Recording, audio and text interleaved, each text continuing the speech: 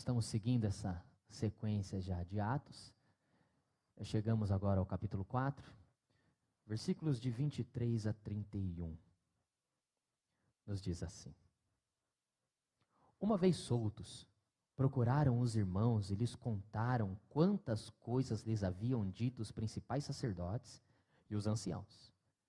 Ouvindo isto, unânimes, levantaram a voz a Deus e disseram: Tu, soberano Senhor, que fizeste o céu, a terra, o mar e tudo o que neles há, que disseste por intermédio do Espírito Santo, por boca de Davi, nosso pai, teu servo, porque se enfureceram os gentis, e os povos imaginaram coisas vãs. Levantaram-se os reis da terra, e as autoridades ajuntaram-se a uma contra o Senhor e contra o seu ungido, porque verdadeiramente se ajuntaram nesta cidade, contra o teu santo servo Jesus, ao qual ungiste. Herodes e Pôncio Pilatos, com gentios e gente de Israel, para fazerem tudo o que a tua mão e o teu propósito predeterminaram. Agora, Senhor, olha para as suas ameaças e concede aos teus servos que anunciem com toda a intrepidez a tua palavra, enquanto estendes a mão para fazer curas, sinais e prodígios por intermédio do nome do teu santo servo Jesus. Tendo eles orado, tremeu o lugar onde estavam reunidos. Todos ficaram cheios do Espírito Santo e com intrepidez anunciavam a palavra de Deus.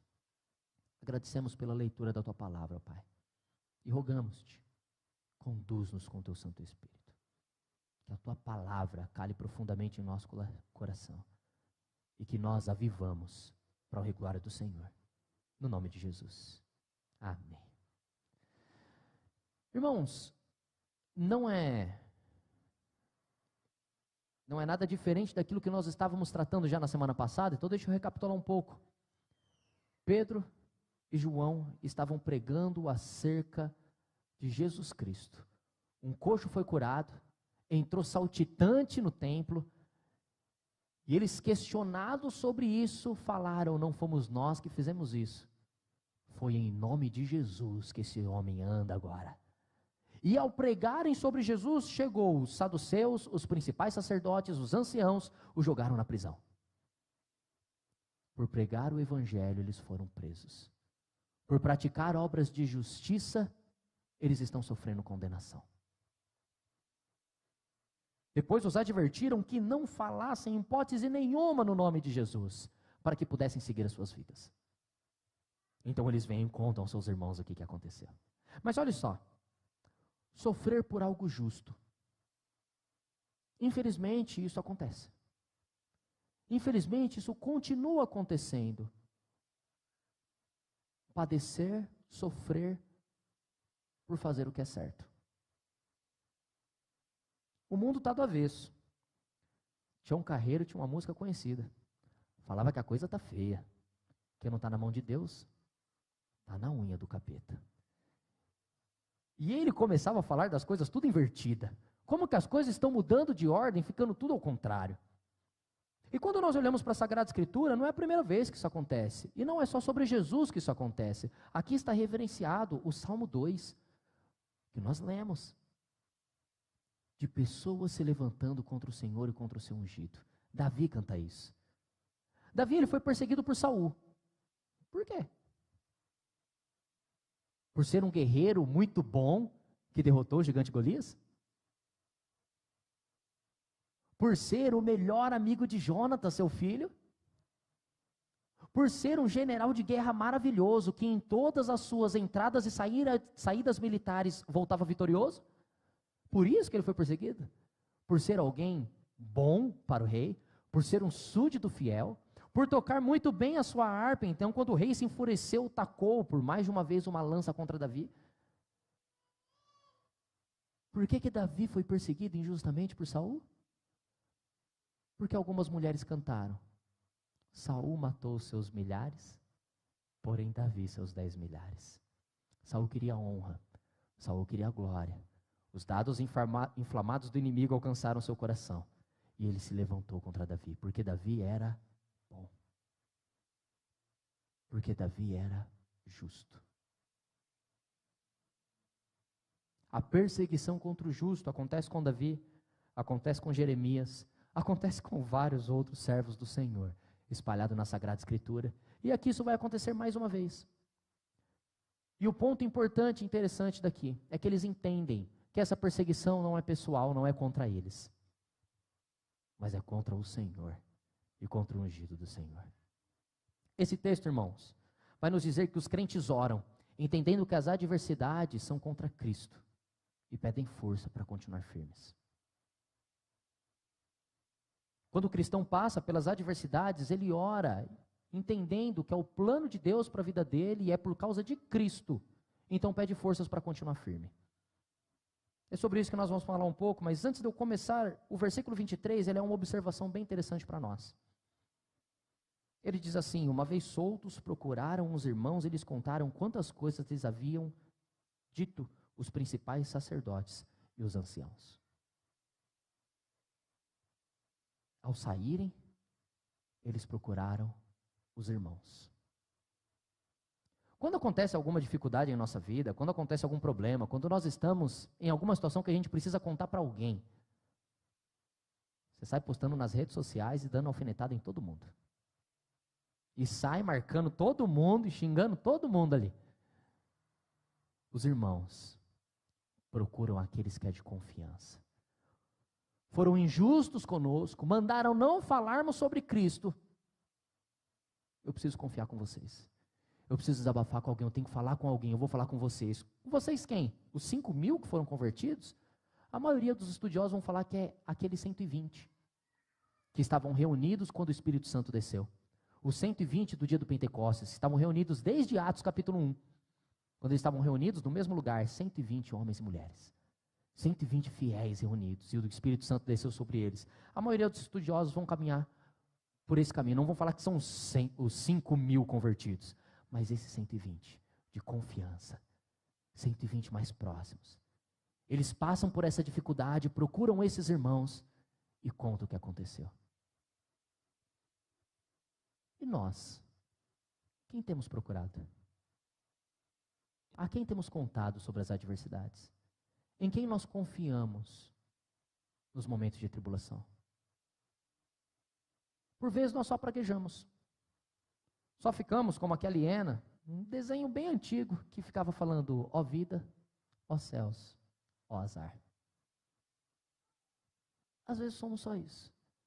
Reclamando, resmungando e permitindo que essa inflamação que estava nos anciãos, nos saduceus, nos principais sacerdotes, também tomasse conta do nosso coração. Esses dardos inflamados acertam o nosso coração e nós também começamos a ficar carrancudos.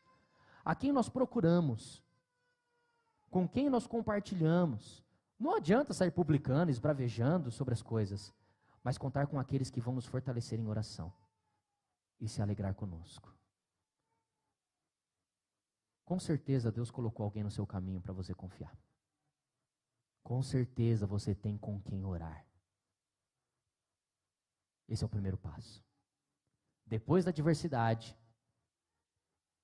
eles buscaram alguém com quem orar. Essa é a observação. É só um parênteses. E daqui agora começa então a exposição acerca do texto. Que fala que o crente de fato ora. Ele descansa em Deus, ele confia em Deus, ele deposita em Deus todos os seus temores. Ele sabe que as suas adversidades, se eles estão vivendo uma vida justa, é por causa de Cristo, não é sobre eles. Eles não são o centro do universo. O mundo não gira em torno do umbigo do crente. O mundo gira em torno da glória de Deus. O crente entende isso. E ele vive para isso. Então a primeira coisa que ele faz, ele ora. A oração exaltando a Deus, lembrando as Escrituras, referenciando o ocorrido com as Escrituras, falando da soberania de Deus através de tudo isso e pedindo intrepidez e continuidade dessas obras.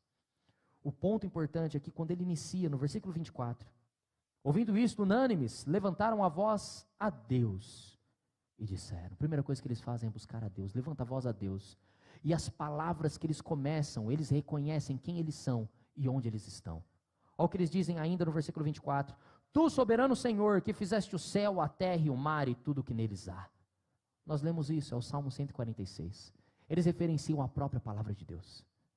Tu, soberano Senhor, soberano, está acima de mim, está acima de todos. O Senhor é o Criador de todas as coisas, eu sou criatura. Eu busco ao Senhor, eu vou até o Senhor, porque em nós não há poder nenhum, em nós não há salvação nenhuma, em nós não há capacidade alguma, em Ti há. É em Ti que eu descanso, em Ti eu me refugio, em Ti eu me abrigo. Tu, soberano Senhor. Eles sofreram injustiças. Eles foram proibidos de falar em nome de Cristo. Eles foram proibidos de continuar a fazer aquilo que eles estavam fazendo. E o que eles falam é: Deus, o Senhor está acima de tudo e de todos. É ao Senhor que nós recorremos. Não vou recorrer em nenhum tribunal, em nenhuma instância. Eu não vou recorrer entre homens. Eu vou falar com o Senhor de todo o universo. É a Ele quem eu recorro, é nele quem eu confio. É nele que eu descanso. Em Deus, o nosso Senhor. Então eles vão pedir esse auxílio. E o ponto para nós em oração é saber que nós somos criaturas falando com o nosso Senhor Criador, onde nós estamos e onde Ele está. Isso causa em nós temor e tremor. Honra e respeito ao falar com o nosso Deus. Não falar com Ele de qualquer jeito, não tratá-lo como um parça, um amigão. Mas Ele é soberano, Senhor, Rei sobre toda a terra. Eles sabem com quem eles falam. Eles se colocam em completa submissão e entendem as coisas que estão acontecendo. Eles entendem porque eles sabem que essas adversidades que estão enfrentando não é sobre eles, é sobre Jesus Cristo. Se eles estão vivendo como Cristo, as adversidades que vêm é por causa de Cristo. Jesus já tinha deixado isso claro antes, e isso é simplesmente o que está acontecendo. Olha os versículos 25 e 26. Que disseste por intermédio do Espírito Santo, por boca de Davi, nosso pai, teu servo: por que se enfureceram os gentios e os povos imaginaram coisas vãs? Levantaram-se os reis da terra e as autoridades ajuntaram-se a uma contra o Senhor e contra o seu ungido. Eles referenciam a palavra de Davi lá no Salmo 2, versículos 1 e 2. Ele está citando esse salmo, e ao citar esse salmo, ele entende que Davi o cantou quando ele estava sendo perseguido injustamente. E eles se enxergam na palavra de Deus. Eles entendem que eles estão vivendo aquilo que Deus já tivera dito através da boca de Davi. E para nós é tão bom quando nós conseguimos cantar as Escrituras e dizer que nós estamos vivendo essa situação. Quando nós lemos a palavra de Deus, ou quando nós cantamos músicas que cantam a palavra de Deus e nós nos encaixamos nesse trecho, falamos assim: Deus, eu estou vivendo isso agora. Quer seja para lamento, para pedido, para oração, para auxílio de Deus, quer seja para se alegrar, jubilar e exaltar. Quantas vezes você, em pranto, em choro, lembrou do bem-aventurados os que choram, porque serão consolados? Quantas vezes, quando as pessoas se levantaram contra você, você lembrou de quem tentará contra os eleitos de Deus? É Deus que os guarda. Quantas vezes você passou por alguma situação na sua vida e um versículo bíblico pode te lembrar que Deus está te conduzindo. Assim como alguns já viveram no passado, você também vive. E se Deus os fortaleceu naquele dia, Deus também fortalece a sua vida. Se você descansa no poder e na pessoa de Jesus Cristo, Senhor e Salvador. As Escrituras falam a nós ainda hoje, assim como se repete isso aqui: levantam-se contra o Senhor e contra o seu ungido. E aqui eles entenderam o significado e sabem. Não tem como se levantar contra o Senhor. Deus está rindo da cara deles. Eles estão querendo proibir que nós falemos de Cristo. A gente não vai parar. A gente não vai parar. Vamos continuar a anunciar que só há salvação em Jesus Cristo. Só Cristo salva. Vou continuar anunciando isso. Vamos continuar pregando isso. Esse povo imaginando essas coisas vãs. Não vamos cair nessa. Ao comentar o Salmo, Calvino diz assim: Davi escreve falando sobre os poderosos se voltarem contra ele, quando ele faz o que é certo e justo, perseguindo injustamente por Saul. Eles entenderam que estavam se sentindo como Davi, sendo perseguido injustamente, e assim, descansando em Deus. E aqui, a construção em grego, a ênfase cai nas coisas vãs. Eles estão imaginando coisas vãs, ou seja, não se cumprirá. Eles estão perdendo tempo. É vão tudo isso que eles estão fazendo. Sabe aquele castelinho de carta que você construía? E antes de você terminar, chegava alguém e soprava embaixo? Ou você fazia aquela pilha de dominó, tentando montar um desenho. E quando você estava perto de terminar o desenho, seu irmão vinha e derrubava tudo. Ou quando você estava construindo um castelinho na areia. E lá na praia, se divertindo, fazendo um castelinho, todo serelepe, contente, vem aquela onda e desmanchou tudo. Foi tudo em vão. Os poderosos, os principais sacerdotes, os anciãos, estão fazendo coisas vãs. Deus vai mandar uma ondinha bem pequenininha e vai acabar com essa festa deles. Tudo é vão. Não subsiste diante de Deus. Tentar contra Deus é certeza que vai dar errado. Se levantar contra Deus é um atestado de burrice. Não vai dar certo, vai falhar. É impossível lutar contra Deus, é impossível se levantar contra Deus e ser vitorioso. Ah, pastor, isso eu sei. Sabe? E por que continua fazendo aquilo que não é da vontade de Deus? E por que continua a permitir que esses dados inflamados do inimigo continuem te conduzindo para um caminho que não agrada a Deus? Você acha que vai dar certo? Sim. Por vezes damos ouvido à voz do inimigo e trilhamos por um caminho que nós nos arrependeremos em breve. Só que mesmo assim a gente caminha. Pastor, errar é humano. E já diria um sábio, insistir é burrice. E a gente insiste. A gente insiste em algumas coisas. A gente continua dando um murro em ponta de faca. A gente continua falhando de algumas formas. O ponto não é por falta de capacidade. O ponto é que o nosso ego fala mais alto. O nosso anseio fala mais alto. O nosso desejo fala mais alto. Nós ficamos cegos, surdos e mudos pelo pecado. E continuamos a praticar o que é errado. Não é porque nós não enxergamos. É porque o pecado nos cega. Não é porque nós não damos valor à palavra de Deus. É porque o ego grita. E nós damos mais voz a este lado. E acabamos pecando nesse sentido. Então aqui, eles entendem que não é sobre eles. E os versículos 27 e 28 vão testemunhar claramente que eles entendem que não é sobre eles. Olha os versículos 27 e 28 que nos dizem: porque verdadeiramente se ajuntaram nesta cidade, contra o teu santo servo Jesus, o qual ungiste, Herodes e Pôncio Pilatos, com gentios e gente de Israel, para fazerem tudo o que a tua mão e o teu propósito predeterminaram. Se levantaram contra o Senhor e o seu ungido. Quem? Herodes, Pilatos, gentios, gente de Israel. Esses se levantaram, essa é a interpretação do Salmo 2 deles. Se levantaram contra quem? Contra Pedro e João? Não. Se levantaram contra Deus e contra Cristo. Quem eles estavam pregando? Quem eles estavam anunciando? A salvação única e exclusiva na pessoa e obra de Jesus Cristo. O versículo que clamou, brilhou aos nossos olhos na semana passada, que falava sobre, lá no versículo 12, capítulo 4, versículo 12, ele diz: e não há salvação em nenhum outro, porque embaixo do céu não existe nenhum outro nome dado entre os homens, pelo qual importa que sejamos salvos. Só Cristo salva. Essa é a ênfase, essa é a tônica, é isso que eles continuam enfatizando. E eles entendem que as adversidades contra eles não é sobre eles, é sobre Cristo. Eu disse isso semana passada e volto a dizer: o sofrimento que eles enfrentam, por vezes não era para que eles melhorassem. Por muitas vezes nós enxergamos o sofrimento como um propósito de Deus para a nossa vida. Às vezes não é para a nossa vida, às vezes é para a vida do próximo.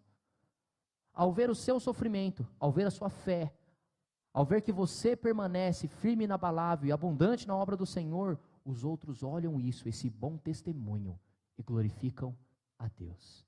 Porque depois deles serem injustiçados, o número de convertidos aumenta para 5.000, porque eles foram fiéis a Deus, permaneceram fiéis a Deus. Então eles sabem que tudo isso que está acontecendo não é sobre eles. Não é que estão perseguindo a mim, pobre de mim, eu sou uma pessoa muito visada, todos estão olhando para mim, eles querem me atingir. Não, Eles querem atingir a Cristo. Se você está vivendo uma vida justa e sofre por isso, é por conta do Evangelho. Jesus deixou isso claro. Ele disse, o mundo vos odeia. Se o mundo odiou a mim, odiarão a vocês também. Ele disse, ele não nos enganou quanto à vida do Evangelho. Ele não falou que seria tudo flores. É claro, a vida com Jesus é uma maravilha. A nossa perspectiva quanto ao mundo muda. A nossa perspectiva do sofrimento muda. A nossa perspectiva de família, de trabalho, de tudo muda. Há uma transformação. Mas ele disse que no mundo nós teríamos aflições. Nem tudo serão rosas. Nem tudo serão flores. Mas tem de bom ânimo. Eu venci o mundo. É o que ele diz. Ele disse que sim, haveria aflição, sim, haveria dificuldade. Mas que em todos esses momentos ele estaria conosco. Eis que estou convosco todos os dias até a consumação dos séculos. Não estamos sós. No sofrimento que nós enfrentamos injustamente, se nós sofremos pela causa de Cristo, o foco não somos nós, o foco é Cristo. É por causa de Cristo. É para a igreja ser atacada, é para a glória de Cristo ser atacada. Não é sobre mim, é sobre o Evangelho. É sobre algo maior do que eu. É sobre algo que está acima de mim. É sobre a glória de Deus. Só que nós somos egoístas demais e pensamos que de fato tudo é sobre nós. Tudo é sobre a nossa vida. Tudo é sobre a nossa família, tudo é sobre o nosso nome, tudo é sobre nossas habilidades. Tudo é sobre Deus. Sobre a glória de Deus e sobre o propósito dele na minha e na sua vida. É sobre isso que discorre toda a palavra de Deus, é sobre isso que discorre toda a história da humanidade. Então eles entenderam. Pode ver que eles não dizem, intentaram contra nós. Não, contra o seu santo servo Jesus, ao qual ungiste, é o que está no 27. Não é contra Pedro, não é contra João, não é contra os 120, não é contra os 5.000, é contra Cristo. A perseguição é contra Cristo. Eles crucificaram, ele ressuscitou. E ele continua incomodando esse povo, porque esse povo tem um coração duro e não se dobram aos pés do Senhor. Continuarão perseguindo. Continuarão tentando através da minha e da sua vida, tentando através da nossa igreja. A nossa igreja precisa entender que as adversidades não é sobre nós, não é sobre o nosso nome, mas é sobre o avanço da igreja, a glória de Cristo sendo anunciada através de nós. É por sermos ferramentas nas mãos do Redentor que somos perseguidos. É por sermos fiéis testemunhas do Evangelho de Cristo Jesus é que sofremos. Se somos fiéis, é por isso.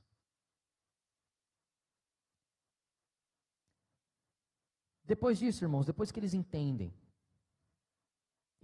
tudo isso, entendem que é sobre Cristo, eles fazem um pedido. Então olha só, eles oram a Deus que está sobre todas as coisas. Eles lembram que o salmo que Davi também escreveu por ser perseguido, na verdade apontam para eles, mas principalmente aponta para Cristo. E depois eles dizem que tudo isso é sobre Cristo. Agora eles fazem um pedido. Qual que é o pedido? Deus, não permita que nós soframos mais nada, porque eu não gosto de sofrer. Se for para sofrer, eu não entro nessa. Não é isso. O pedido não é para que nós estejamos livres do mundo. Lembra da oração sacerdotal de Jesus? Não peço que os tires do mundo, mas os livres do mal. Então estaremos no mundo vivendo contra as maldades que há no mundo, mas que sejamos privados do mal em nossa vida. O que eles pedem? Versículo 29. Agora, Senhor, olha para as suas ameaças e concede aos teus servos que anunciem com toda a intrepidez a tua palavra, enquanto estendes a mão para fazer curas, sinais e prodígios por intermédio do nome do teu santo servo Jesus. Dê-nos coragem, para que nós não nos acovardemos diante dessa situação. Você viu que o missionário lá em tal lugar foi perseguido e morto? Deus que me livre lá para aquele lugar, gente. Vai até sinal da cruz essa hora. Deus que me livre nesse lugar sofrer isso. Eu que não vou para lá para morrer por conta do Evangelho. Essa é a sua oração? Deus que me livre de passar por sofrimento depois de começar a ir na igreja. O pedido deles é: nos dê coragem para continuar firmes nessa missão. Deus, não permita que nós nos acovardemos diante das investidas do inimigo. Por quê? Porque não tem perseguição, pastor. Por que você está falando isso? Aqui é tão tranquilo vir na igreja. Olha a igreja cheia, que maravilha. Está mais cheia ainda com as crianças. Se vocês vissem daqui, que nem o louvor viu, estava cheio, estava bonito, velho. Igreja lotada, bonito. Falei, ó, maravilha vir para a igreja. Nós que o digamos, né? Não é tão simples assim. Quantas batalhas para vir essa noite? Quantas dificuldades para vir nessa noite? E quantas dificuldades enfrentamos durante a semana? Como eu já disse, Jesus não nos iludiu o quanto ao ser seus servos. Teremos aflições. Mas o ponto aqui, irmãos, é que o mundo é avesso à glória de Deus. A sociedade é avessa às Sagradas Escrituras. A Bíblia nos orienta quanto a um padrão de família, o mundo diz outra coisa. A Bíblia nos orienta o que é a verdade e o mundo tenta perverter todas essas coisas, deixando tudo no mundo relativo.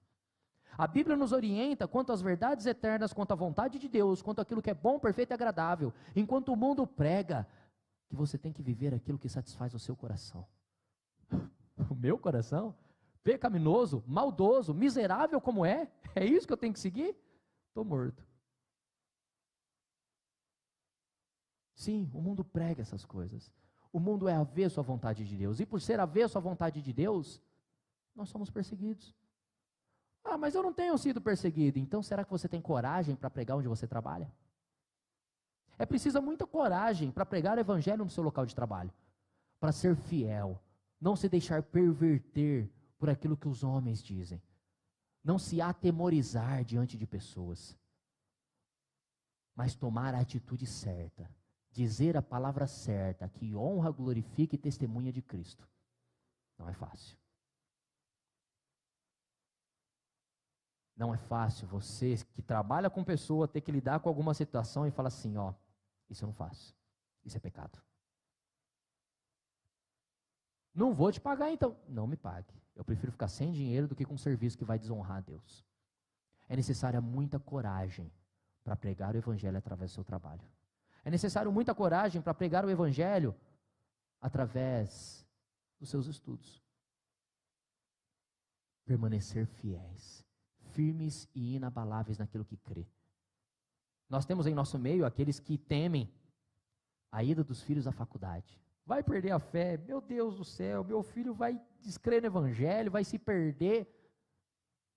O que você tem ensinado esse tempo todo? Tem ensinado sobre o evangelho de fato? Tem ensinado o motivo, a razão da esperança no coração do seu filho? Porque é isso que Pedro nos fala. Nós temos que estar sempre prontos para dar razão da esperança que é em nós. Eu sei porque eu vim à igreja, eu tenho motivo a cultuar a Deus, a glorificar a Deus, a viver como eu vivo, a falar como eu falo. Há motivo no meu coração para viver dessa forma? Ou só estou imitando os meus irmãos? Precisa muita coragem para pregar o evangelho. Em nossa família. Se você veio de uma família que não é cristã, que não é evangélica, você sabe que não é fácil. Você sabe que há muita dificuldade em se pregar o evangelho num contexto que você foi criado e não concordam com a fé que você tem hoje. É necessário muita oração e muita força que vem da parte de Deus. Eles pedem por intrepidez para pregar o bom testemunho que o acompanham também. Porque intrepidez e bom testemunho são necessários. É isso que ele diz aqui. Eles pedem intrepidez enquanto o Senhor continua dando bom testemunho através da vida deles, através de sinais e maravilhas, através de curas milagrosas. E essas coisas continuam nos acompanhando. Nós testemunhamos do milagre de Deus em nossa vida. Pode ser através de milagres, curas extraordinárias. O Espírito Santo continua operando em nosso meio. Nós não temos poder para frear o Espírito Santo. Ele continua operando sinais e maravilhas, milagres maravilhosos no meio do seu povo. E isso soa como bom testemunho que vem da parte de Deus. Então, através da coragem e através do bom testemunho, a palavra de Deus continua sendo anunciada. É isso que eles pedem. Senhor, nos dê coragem, nos dê intrepidez para falar o que precisa ser dito, para pregar o nome de Jesus, e nos dê um bom testemunho. Eu não quero pregar sobre a salvação em Cristo e viver como diabo. Que tenha coerência. Que as minhas palavras e os meus atos sejam coerentes. Pregação de Cristo e bom testemunho. É o que eles dizem. Versículo 29, eles pedem intrepidez. Versículo 30, ele fala, enquanto o Senhor estende a mão para fazer curas e sinais. Ou seja, enquanto o Senhor mostra que nós somos fiéis a Ti. Enquanto o Senhor mostra que a Tua mão está conosco. Enquanto o Senhor mostra que está conosco, que nós preguemos o Teu Evangelho. Então que através da nossa vida, através da nossa transformação, através daquilo que Deus tem feito através de nós, que sejamos esse espelho que reflete a imagem de Cristo, enquanto nós proclamamos e professamos a Jesus Cristo como nosso Senhor e Salvador. Esse é o pedido deles. E a nossa oração? Tem sido uma lista de desejos para o gênio da lâmpada? Senhor, me dê isso, me dê. Duas coisas são necessárias: coragem e bom testemunho. É isso que nós precisamos para cumprir aquilo que Deus quer de nós. Coragem para anunciar que só Cristo salva. E bom testemunho para honrar o nome de Deus enquanto falamos o nome de Deus. Para não tomarmos o nome de Deus em vão. Honrarmos com a vida dele a cada dia. E qual é a resposta? Versículo 31. A resposta vem imediata. Tendo eles orado, tremeu o lugar onde estavam reunidos. Todos ficaram cheios do Espírito Santo e com intrepidez anunciavam a palavra de Deus. A resposta é imediata. Nem sempre é assim. Às vezes a gente espera 1 ano, 2 anos, 3 anos, 4 anos, uma vida inteira por uma resposta de oração. Quantas esposas oraram anos e anos pela conversão de seus maridos? Quantos maridos oraram anos e anos pela conversão das suas esposas? Quantos pais oraram pela conversão de seus filhos? Quantos anos você orou por aquela enfermidade? Quantos anos você orou contra aquele pecado? Por vezes Deus não responde de uma forma rápida. Mas aqui ele respondeu imediatamente, como ele responde algumas nossas imediatamente também. Às vezes a gente acaba de orar, Deus já manda graça, fala, Deus, essa não veio pelo correio não, porque senão não chegava. Pelo correio ia demorar bastante, ia demorar um bom tempo. Essa não, essa veio imediata. Essa entrega foi bem rápida, Senhor. Obrigado por atender nossas orações. E assim foi essa. Imediatamente vem essa resposta. A resposta por meio do tremor do lugar onde eles estavam acontece em outro lugar também, uma resposta imediata acerca da oração. Quando eles estavam juntos no Pentecostes. E um vento impetuoso tomou todo lugar, e aqui é um tremor que toma todo lugar. Línguas desceu sobre eles, línguas como de fogo descem sobre eles, eles começam a estar cheios do Espírito Santo e pregando a palavra de Deus. E aqui dizem que eles são cheios do Espírito Santo e começam a falar com intrepidez acerca dos feitos de Deus.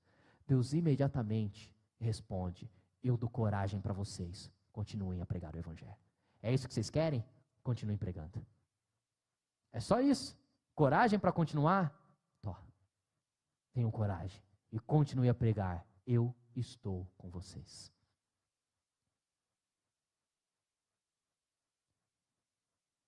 E nós vemos essa prova de intrepidez que tomou os apóstolos, porque eles continuavam dia após dia vivendo dessa forma. Lá no capítulo 5, versículo 42 diz, e todos os dias no templo e de casa em casa não cessavam de ensinar e de pregar que Jesus é o Cristo. Eles tinham sido proibidos de anunciar o nome de Cristo. Eles iam no templo e de casa em casa fazendo justamente isso. Jesus é o Cristo. Eles foram ameaçados, eles foram presos. E foram ordenados, não falem mais nesse nome. Isso no templo. Eles voltam para o templo e fazem a mesma coisa. Jesus é o Senhor. Ousados. Ousados. Alguns vão falar: que desaforo, na nossa cara tem coragem de falar isso? A gente prendeu eles, acabou de soltar, eles estão vindo aqui na nossa cara falar a mesma coisa. Sim, eles pediram por intrepidez, Deus deu intrepidez. Pediram por coragem, agora estão cheios de coragem para falar aquilo que é necessário ser dito. Só Cristo salva. Concluindo, irmãos, não importa se o sofrimento é justo ou não. Nós enfrentamos justiças e injustiças dia sim, dia não em nossa vida. O ponto não é esse. O ponto é que se sofremos pela justiça que há em Deus através da nossa vida, bem-aventurados somos. Porque assim aconteceu com os pais e com os profetas que vieram antes de nós. Sofreram por conta da injustiça. Assim, nós também somos participantes dos sofrimentos de Cristo Jesus, assim como também somos da sua glória, conforme diz Paulo lá em Filipenses capítulo 1. As injustiças sofridas por Cristo são testemunho para todos. E nossa atitude diante disso mostra o que tem no nosso coração. É Cristo que reina em nosso coração? Ou é o nosso ego que continua gritando para que não façamos a vontade de Deus em nossa vida? Como temos sido conduzidos a cada dia? Se diante das adversidades injustas, nós gritamos, dizemos que é injustiça, se nós não nos conformamos com isso, tirando o nosso sono, é porque a nossa preocupação está em ser aceitado diante dos outros, em fazer parte de um grupo. É porque a nossa preocupação é o nosso próprio bem-estar, é o nosso ego.